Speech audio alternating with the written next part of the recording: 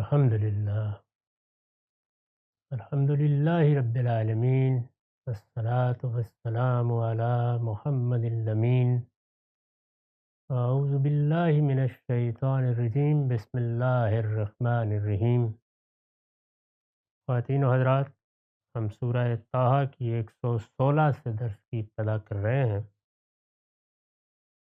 اس سے پیچھے رسالت مآب صلی اللہ علیہ وسلم کو آپ کی ذمہ داری کی یاد دہانی کرائی گئی۔ سورہ میں جو مضمون پیچھے سے چلا آ رہا تھا، یہ اس کے خاتمے کی آیات تھیں۔ اس سے پہلے جس طرح موسیٰ علیہ السلام کا واقعہ سنا کر یہ بتایا گیا تھا کہ پیغمبروں کی طرف سے ان کی ذمہ داری کے عرصے میں عجلت کیسے نتائج پیدا کر سکتی ہے، اسی کو سامنے رکھ کر اب رسول اللہ صلی اللہ علیہ وسلم کو آدم کی سرگزشت کی طرف توجہ دلائی گئی ہے۔ میں سورہ کے تعارف میں عرض کر چکا ہوں کہ اس سورہ میں خطاب اصلاً رسالت مآب سے ہے، یعنی قرآن مجید کی صورتوں میں زیادہ تر مخاطبین بنی اسماعیل یا قریش مکہ ہوتے ہیں، مشرکین عرب کہہ لیجئے، اہل کتاب ہوتے ہیں۔ ان میں بعض موقعوں پر روئے سخن یہود کی طرف اور بعض موقعوں پر نصارہ کی طرف ہوتا ہے۔ زیادہ تر صورتوں میں خطاب کی یہی نوعیت ہے، لیکن چند صورتیں ہیں جن میں خطاب اصلاً رسول اللہ صلی اللہ علیہ وسلم سے ہے۔ ان میں چھوٹی صورتیں بھی ہیں، لیکن یہ ایک بڑی سورہ رسول اللہ کو مخاطب کر رہی ہے۔ اس میں جس چیز کو اصلاً موضوع بنایا گیا ہے وہ نبوت کی ذمہ داری ادا کرتے وقت کن چیزوں کو ملحوظ رکھنا چاہیے، وہ چیزیں ہیں۔ میں نے عرض کیا کہ اب قصہ آدم کا حوالہ دیا گیا ہے۔ بات یہاں سے شروع ہوئی تھی کہ ہم نے اس سے پہلے آدم پر ایک عہد کی ذمہ داری ڈالی تھی، تو وہ بھول گیا تھا اور ہم نے اس میں ارادے کی پختگی نہیں پائی تھی۔ لم نجد لہو عزما، یہ رسول اللہ کو توجہ دلائی گئی ہے کہ ذمہ داری کو سمجھ کر اس کے لائے عمل کو ذہن میں راسخ کر کے اپنے شب و روز گزاریے۔ عزم و ارادے کی یہ پختگی کامیابی کی ضمانت ہوگی، لیکن اس میں اگر ادنا درجے میں بھی عجلت ہوئی تو جس طرح کی پچھلی نشست کے خاتمے پر عرض کیا تھا کہ ایسا کرو گے تو اندیشہ ہے کہ کوئی ابلیس یا کوئی سامری اس سے فائدہ اٹھا کر لوگوں کو فتنے میں مبتلا کر دے گا۔ یہاں ابلیس نے کس طریقے سے آدم کو عجلت میں مبتلا کیا اس کا بیان ہے، اس سے پیچھے سامری نے کس طرح بنی اسرائیل کو عجلت میں مبتلا کیا اس کا بیان ہے۔ یعنی یہاں انسانوں کے اولآباء کی سرگزشت کو استدلال میں پیش کیا ہے، اور وہاں بنی اسماعیل سے پہلے ان کے بھائی بنی اسرائیل جس بڑے منصب پر فائز تھے ان کے ساتھ کیا ہوا تھا اس کو پیش کیا تھا۔ میں یہ بات بھی عرض کر چکا ہوں کہ استدلال کے پہلو سے قرآن مجید میں بالعموم تینوں چیزیں بنائے استدلال بنتی ہیں: انفسی حقائق، آفاقی حقائق اور تاریخی حقائق۔ یعنی ان کو موضوع بنا کر یہ بتایا جاتا ہے کہ کہاں کیا رویہ ہونا چاہیے، کہاں کیا نتیجہ نکالنا چاہیے، کہاں علم کو کس جگہ استوار رکھنا چاہیے، یہاں عمل کو کرتے ہوئے کس طرح پابرجا رہنا چاہیے۔ تو یہی عام طور پر بنائے استدلال بنتی ہیں چیزیں قرآن مجید کے، اگر استدلال کے طریقوں کو سمجھنا ہو۔ انبیاء علیہم السلام کی تاریخ میں بھی دونوں پہلو ہوتے ہیں۔ وہ قوموں کو سنائی جاتی ہے کہ جن کی طرف وہ مبعوث ہوئے ان کے انجام سے سبق لیں، اور پیغمبروں کو سنائی جاتی ہے کہ وہ کوئی ایسی غلطی نہ کریں جو اس سے پہلے ان ذمہ داریوں کو ادا کرنے پر فائز کسی پیغمبر سے ہوئی۔ دونوں پہلوؤں سے بالعموم یہ واقعات زیر بحث آتے ہیں۔ تو ارشاد ہوا کہ لم نجد لہو عزما، ہم نے اس میں ارادے کی پختگی نہیں پائی تھی۔ کیا معاملہ ہوا؟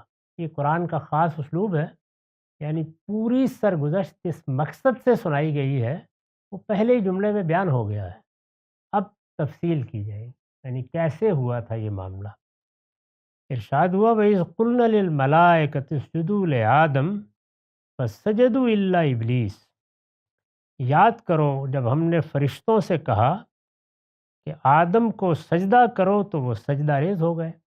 ایک عامی جب دیکھتا ہے کہ یہ بھی وہی قصہ آدم و ابلیس ہے، سورہ بقرہ کی ابتدا میں بھی قصہ آدم و ابلیس ہے، تو قرآن مجید میں وہ بات کس پہلو سے آئی ہے اس کو نہ سمجھنے کی وجہ سے بعض اوقات یہ خیال کرتا ہے کہ تکرار ہو گئی۔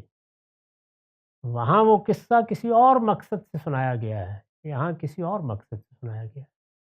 وہاں اللہ تعالیٰ نے وہ قصہ سنا کر اپنی اسکیم کو بیان کیا ہے، یعنی میں نے یہ دنیا بنائی ہے، اس میں انسان کو تخلیق کیا ہے، اس خلقت سے میرے پیش نظر کیا ہے، اس اسکیم کو واضح کرنے کے لیے وہاں آدم و ابلیس کا قصہ سنایا گیا ہے۔ اس چیز کو سامنے رکھ کر اگر دیکھیں گے تو تفصیلات اور بیان میں فرق واقع ہونا شروع ہو جائے گا۔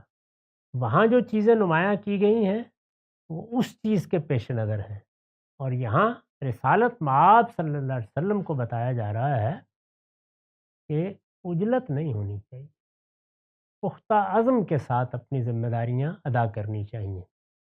اس عجلت کا ظہور کسی باب میں بھی نہ ہو، یعنی اقدام میں بھی نہیں اور اس قرآن کو پانے میں بھی نہیں۔ اسی کو دیکھیے سورہ قیامہ میں بیان کیا ہے، تو اس میں کیا کہا ہے؟ فَلَا تُحَرِّكْ بِهِ لِسَانَكَ لِتَعْجَلَ بِهِ، اس قرآن کو جلد پا لینے کے لیے اس پر اپنی زبان جلد جلد نہ چلائیے، اس کے بارے میں پوری اسکیم ہمارے پیش نظر ہے، اس میں کچھ بھی ضائع نہیں ہوگا۔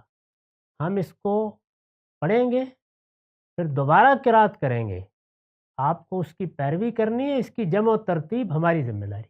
تو وہاں پر اس پہلو سے توجہ دلائی۔ یہاں کہاں بات ختم ہوئی تھی؟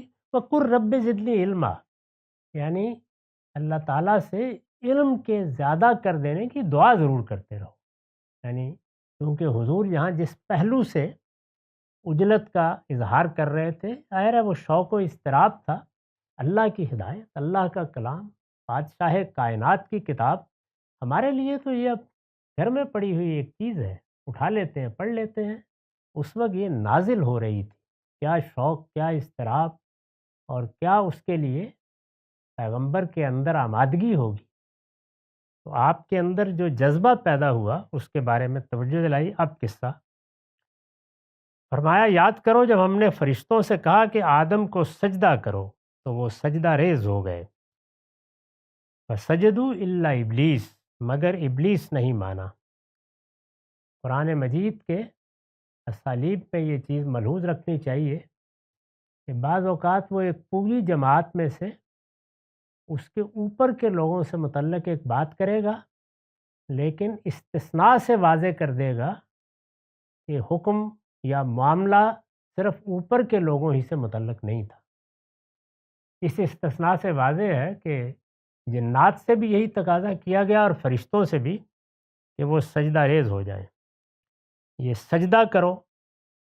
اس کو بھی جب قرآن مجید کے سیاق و سباق میں رکھ کر نہیں دیکھا گیا تو یہ آدمیت کے شرف کی علامت بن گیا۔ انسان کے بارے میں، کیونکہ انسان اس غلط فہمی میں مبتلا ہے کہ وہ اشرف المخلوقات ہے، اس میں شبہ نہیں کہ انسان کو بہت شرف عطا ہوا ہے، اللہ تعالیٰ نے اس کی تکریم کی ہے، وہ مخلوقات میں ایک بلند تر مخلوق ہے، لیکن فضلنا علی کثیر ممن خلقنا ہے، اشرف المخلوقات قرآن نے کہیں نہیں کہا۔ تو پھر ظاہر ہے کہ اشرف المخلوقات کا تصور پیدا ہوگا تو فرشتوں کا سجدہ بھی اسی پہلو سے دیکھا جائے گا۔ اور یہ کہا جائے گا کہ وہ جو مسجود ملائک تھا یہ وہی آدم ہے۔ قرآن مجید اس پہلو سے نہیں اس کو پیش کرتا۔ ارشاد ہوا کہ ہم نے فرشتوں سے کہا آدم کو سجدہ کرو تو وہ سجدہ ریز ہو گئے۔ میں نے لکھا ہے یہ سجدہ تعظیم کے لیے تھا اور اللہ تعالیٰ کے حکم سے ہوا۔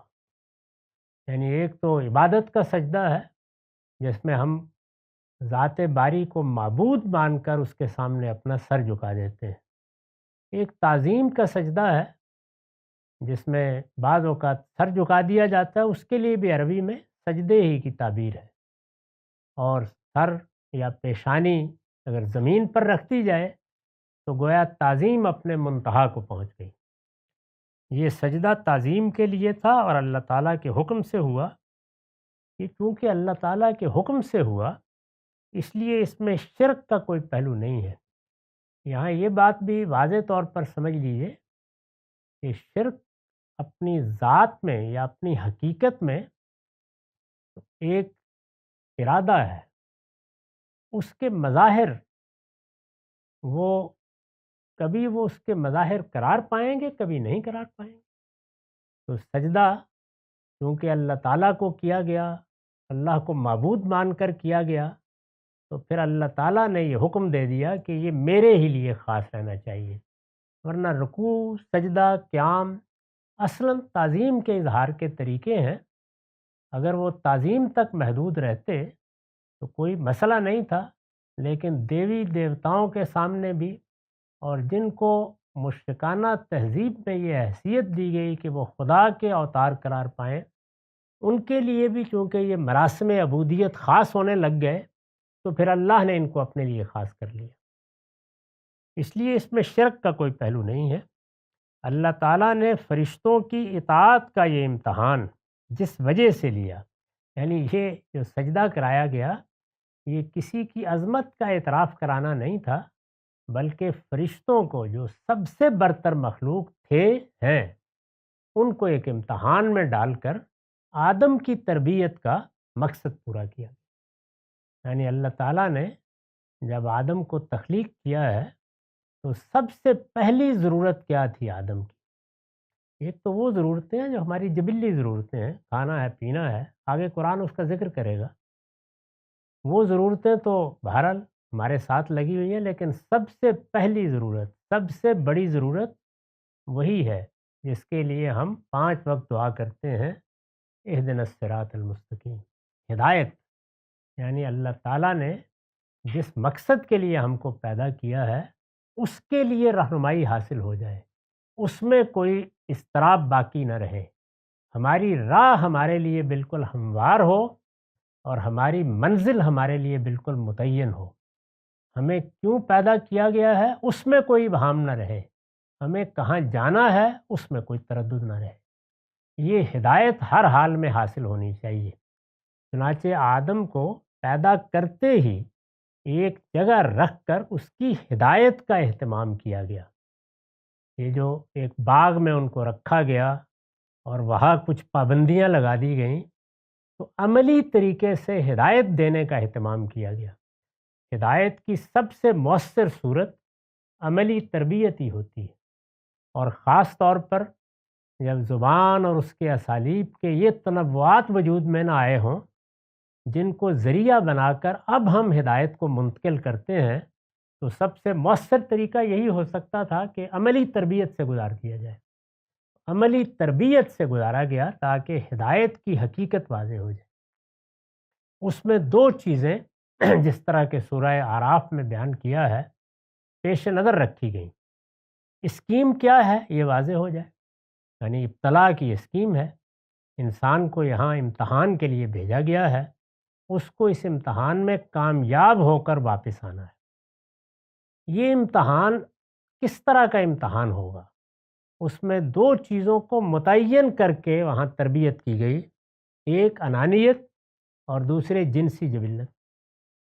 اور یہ بتایا گیا کہ اصل مذنہ یہی ہے، سب سے بڑھ کر مذلہ قدم یہی ثابت ہوں گی۔ یہاں ہی انسان اللہ تعالیٰ کی رہنمائی کے باوجود غلط راہ پر چلا جائے۔ انانیت انسان کو حق کے مقابلے میں کھڑا کر دیتی ہے۔ میں ہوں، میرا یہ پس منظر ہے، میرے یہ آباء ہیں، میرا فلاں خاندان سے تعلق ہے، میرے پاس ہدایت کی یہ تربیت موجود ہے، میں غلطی کیسے کر سکتا ہوں؟ تو انسان کو حق کے مقابلے میں پوری زندگی یہ امتحان درپیش رہتا ہے کہ وہ راہ چلتے ایک بچے سے بھی اگر ملے گا تو انسان سے تقاضا کیا گیا ہے کہ اسے قبول کرے۔ چنانچہ رسالت مآب صلی اللہ علیہ وسلم سے جب یہ پوچھا گیا کہ استکبار کیا ہے، تو یہ دیکھیے کہ اس میں کیا فرمایا کہ آدمی نے اچھے کپڑے پہننے ہیں اور اسے اچھے لگتے ہیں، اچھا جوتا انتخاب کرنا ہے، اس کی حصے جمالیات ہے، وہ اس کی تسکین کرتا ہے، اپنے لیے اچھا گھر بناتا ہے۔ پوچھا گیا کیا یہ استکبار ہے؟ فرمایا ہرگز نہیں، یہ تو انسان کی جمالیات کا اظہار ہے، یہ اس کا حسن ہے، یہ تکبر نہیں ہے۔ استکبار یا تکبر یہ ہے کہ بطر الحق و غمت الناس، انسان حق کے مقابلے میں مکابرت اختیار کر لے، ضد اختیار کر لے، اس سے گریز کر جائے۔ قرآن نے اس میں تصویریں کھینچی ہیں، یعنی منہ موڑتے ہوئے، اپنی چادر کندھے پر ڈالتے ہوئے کہہ کر چلا جائے کہ کیا اب یہ صاحب ہمیں حق بتائیں گے، ان سے اب یہ معلوم ہوگا۔ تو بطر الحق اور دوسرے لوگوں کو حقیر سمجھنا، یعنی انسان اگر اپنے اندر یہ چیز پیدا کر لے تو یہ استکبار ہے۔ اور استکبار کے بارے میں یہ فرمایا ہے کہ اونٹ سوئی کے ناکے میں داخل ہو سکتا ہے، کوئی استکبار کرنے والا جنت میں نہ جا سکے۔ تو یہ استکبار نہیں ہونا، چنانچہ انا یہ قدم قدم پر مذلہ قدم بنے گی، اس کی تربیت دی گئی۔ اور جنسی جبلت جب اب غلبہ پالے گی تو کیسے انسان کو شیطان کے ہاتھ میں کٹ پتلی بنا دیتی ہے، اس کی تربیت کی گئی۔ غور کر کے دیکھیے تو انسان کا سارا امتحان اصلاً انہی دو چیزوں میں ہے۔ چنانچہ سب سے پہلے انہی کو وہاں اس باغ میں جہاں آدم کو رکھا گیا، تربیت کا ہدف بنایا گیا۔ اللہ تعالیٰ نے فرشتوں کی اطاعت کا یہ امتحان جس وجہ سے لیا، یعنی ایک برتر مخلوق جو آدم سے بھی برتر تھے، ظاہر ہے کہ ان کی انا بھی بہت ہونی چاہیے۔ تو اب دیکھیے تینوں مخلوقات سامنے ہیں، فرشتے ہیں جو اپنی خلقت کے لحاظ سے سب سے برتر ہیں، اس کے بعد جنات ہیں، وہ اپنی خلقت کے لحاظ سے ان کے بعد ہیں، ابلیس نے غلط نہیں کہا، بالکل ٹھیک بیان کیا، اور اس کے بعد انسان ہے جو باقی ساری مخلوقات میں اپنی خلقت کے لحاظ سے سب سے برتر ہے۔ تو تینوں کو سامنے کھڑا کر لیا اور پھر پہلے دو برتر مخلوقات سے تقاضا کیا گیا کہ وہ آدم کے سامنے جھک جائے۔ ظاہر ہے کہ انا کا اس سے بہتر امتحان نہیں ہو سکتا تھا۔ تو انا کا امتحان اللہ تعالیٰ نے فرشتوں کی اطاعت کا یہ امتحان جس وجہ سے لیا وہ یہ تھی کہ اولاً آدم پر واضح ہو جائے کہ اصلی سرفرازی نور یا نار سے پیدا ہونے میں نہیں ہے۔ یعنی ظاہر ہے کہ دونوں مخلوقات اگر اپنے آپ کو برتر سمجھیں گی تو کس پہلو سے سمجھیں گی؟ خلقت کے لحاظ سے، ہم نور سے ہیں، وہ نار سے ہے۔ اصلی سرفرازی نور یا نار سے پیدا ہونے میں نہیں ہے، بلکہ اللہ تعالیٰ کی اطاعت اور فرما برداری میں، یہ امتحان ہے۔ یعنی انسان اگر اللہ تعالیٰ کی طرف سے کسی برتر عنصر سے پیدا کیا گیا ہے تو یہ مقام شکر ہے، نہ کہ وجہ استکبار۔ اللہ تعالیٰ کے سامنے اس کے سر کو اور جھکنا چاہیے اور اس کو اپنے شب و روز میں اور زیادہ جذبہ اطاعت پیدا کرنا چاہیے اور اس کے اندر اپنے پروردگار کی طرف اور رجوع پیدا ہونا چاہیے۔ یہ کوئی فخر کرنے کی چیز نہیں ہے۔ ہاں اگر کوئی وجہ افتخار ہے تو وہ وہی ہے، ان اکرمکم عند اللہ اتقاکم، یعنی تقوی، اللہ تعالیٰ کے ساتھ تعلق، اس کی اطاعت، بندے کا اپنے اخلاقی وجود کو پاکیزہ بنانا، یہی چیز ہے جو قرآن مجید نے دین کا مقصد قرار دے دی ہے۔ یعنی یہ ہدایت ہے ہی اس لیے کہ تمہیں ان آلودگیوں سے پاک کر دیا جائے۔ اس کو عربی زبان میں تزکیہ و تطہیر کہا جاتا ہے۔ یہ مقصد ہے اور ہر جگہ بیان کیا ہے اس کو۔ ازواج مطہرات کو بھی یہی کہا تھا کہ اے گھر والیو، اللہ چاہتا ہے یطہرکم تطہیرا، تمہیں پاکیزہ بنائے، پاکیزگی ہے جو تم سے مطلوب ہے اور ہر مسلمان سے مطلوب ہے۔ تو دین کے مقصد کو سامنے رکھ کر انہیں کچھ ہدایات دی گئی تھیں، وہ ہمارے ہاں بدقسمتی سے آیا تطہیر بن گئی۔ تو قرآن مجید اپنا مقصد واضح کرتا ہے کہ وہ کیا چیز ہے جس کے لیے یہ ہدایات دی جا رہی ہیں، شریعت دی جا رہی ہے، وہ ہے تطہیر و تزکیہ۔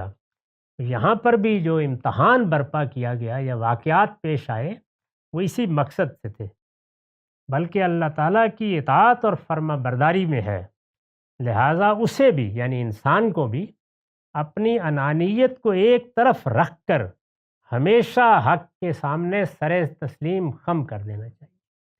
یعنی انسان اپنے شعور کی عمر کو پہنچنے کے بعد موت تک علم کے بھی امتحان میں ہے، عمل کے بھی امتحان میں ہے۔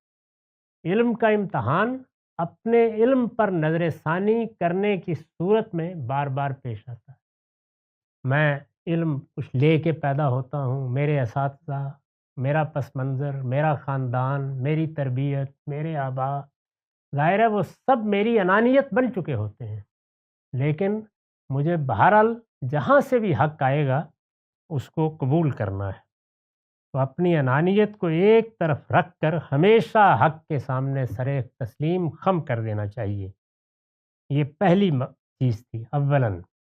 ثانیاً وہ یہ سمجھ لے کہ اسے جب اللہ تعالیٰ نے یہ درجہ دیا ہے کہ فرشتوں نے اس کو سجدہ کیا، تو یہ بات کسی طرح اس کے شایان شان نہیں ہے کہ وہ کسی برتر مخلوق کو بھی خدا کا شریک سمجھ کر اس کی پرستش کرے۔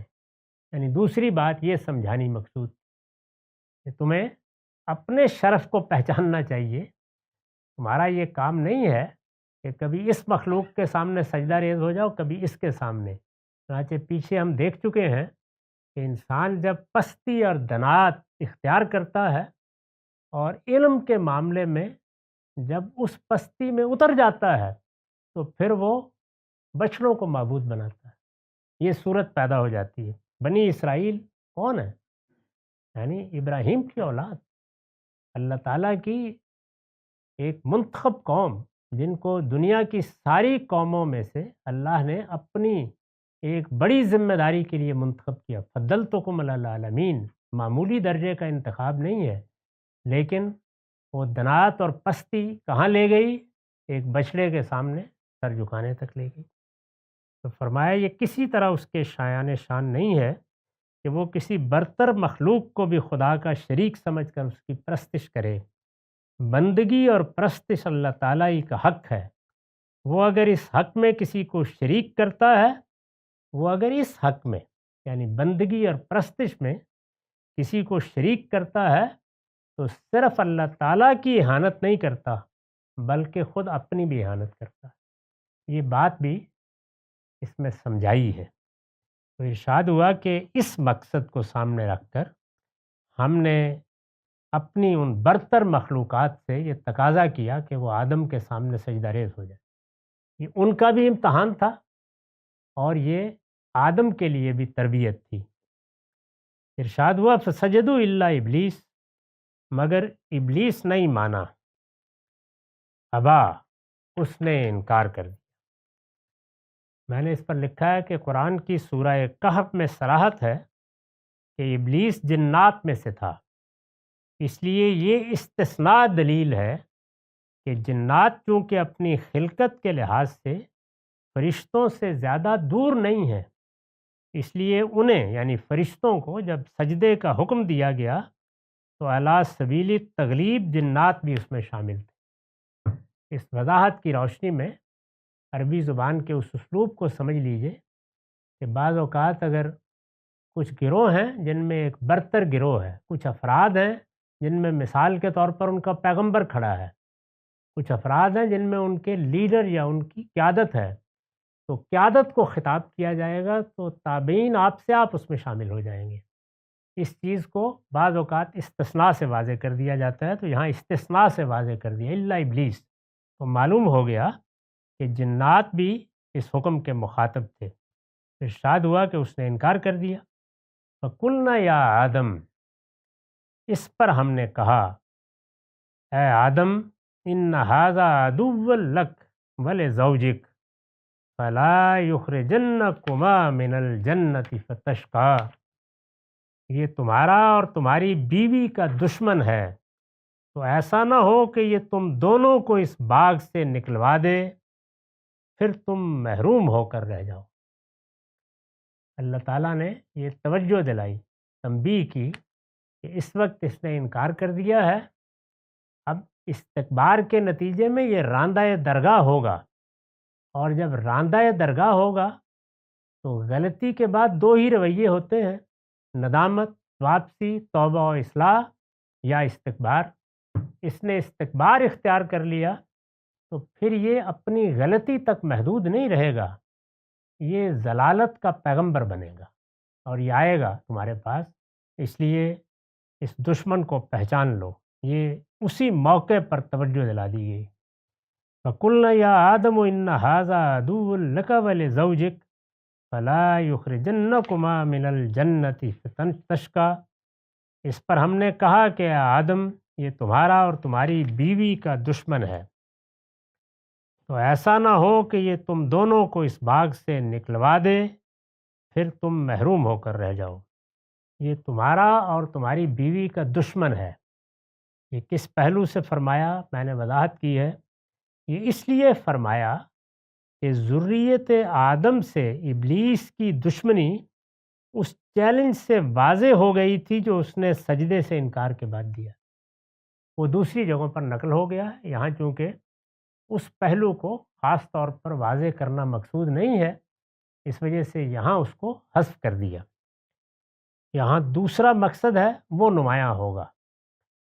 چنانچہ یہ سمجھ لینا چاہیے کہ جب اس نے چیلنج دے دیا اور چیلنج دیا اور اللہ تعالیٰ سے مہلت بھی مانگ لی کہ اب قیامت تک میں جو مشن لے کے جانے والا ہوں اس کی مجھے مہلت ملنی چاہیے، وہ دے دی گئی۔ اللہ تعالیٰ نے اس کو مہلت دی اور آدم کو متنبہ کیا۔ یہی اصل میں آدم و ابلیس کی کشمکش ہے جو اس دن سے قیامت تک جاری رہے گی۔ اس میں انسان کو یہ کہا جاتا ہے کہ وہ رحمان کی طرف آئے، چنانچہ رحمان کی دعوت انبیاء علیہم السلام دیتے ہیں، اور ابلیس کی دعوت ابلیس اور اس کی ذریت دیتی ہے، وہ جنوں میں بھی ہیں وہ انسانوں میں بھی ہیں۔ یوسوس فی صدور الناس من الجنۃ والناس، دونوں میں موجود ہوتے ہیں۔ جو لوگ ابلیس کا مشن لے کے اٹھ کھڑے ہوتے ہیں وہ آپ کو فلسفیوں میں، حکماء میں، سیاسی قائدین میں ہر جگہ نظر آئیں گے۔ ہمیں متنبہ کیا گیا ہے کہ اصل جنگ یہی ہے، یعنی یہ اصل میں شیطان اور رحمان کے مابین ایک جدال برپا ہو گیا ہے، اس میں تم کو رحمان کی طرف آنا ہے۔ چنانچہ ہمارے ہاں حج کی عبادت اسی کی تمثیل ہے، وہ اس کو ممثل کر کے بالکل سامنے لے آتی ہے۔ اس میں ہم لبیک لبیک کہتے ہوئے رحمان کی دعوت پر شیطان کے خلاف جنگ کے لیے جاتے ہیں، تاکہ اس جنگ کی اس تمثیل کے ذریعے سے یاد دہانی ہوتی رہے، لوگ ہمیشہ یاد رکھیں اس کو۔ تو ارشاد ہوا کہ یہ بات اسی وقت واضح ہو گئی تھی۔ سورہ اعراف کی آیات 16-17 میں ہے کہ اس نے کہا تھا کہ میں اولاد آدم کے لیے تیری سیدھی راہ پر گھات میں بیٹھوں گا، پھر ان کے آگے اور پیچھے، دائیں اور بائیں، ہر طرف سے ان پر تاخت کروں گا، اور تو ان میں سے اکثر کو اپنا شکر گزار نہ پائے گا۔ یہ چیلنج دیا تھا اس نے، اسی سے دشمنی کی ابتدا ہوئی ہے۔ یہی دشمنی ہے جو قیامت تک اب جاری رہے گی، اور اس کی ذریت جنوں اور انسانوں میں یہ سب خدمت انجام دے رہی ہے، دیتی رہے گی۔ اس میں انبیاء علیہم السلام نے متنبہ بھی کر دیا، اللہ کی کتابوں نے اس کی حقیقت واضح بھی کر دی، اور ہمیں بار بار اس کی یاد دہانی نماز سے بھی کرائی جاتی ہے، روزے سے بھی کرائی جاتی ہے۔ سب سے بڑھ کر حج و عمرہ اس کو ممثل کر کے دکھاتے ہیں، اور پھر وہاں ہم اس پر سنگباری کر کے اپنے اس عزم کی تجدید کرتے ہیں کہ ہم شیطان کے خلاف یہ جنگ اپنی زندگی میں جاری رکھیں۔ اقول قولی ھذا واستغفر اللہ لی ولکم۔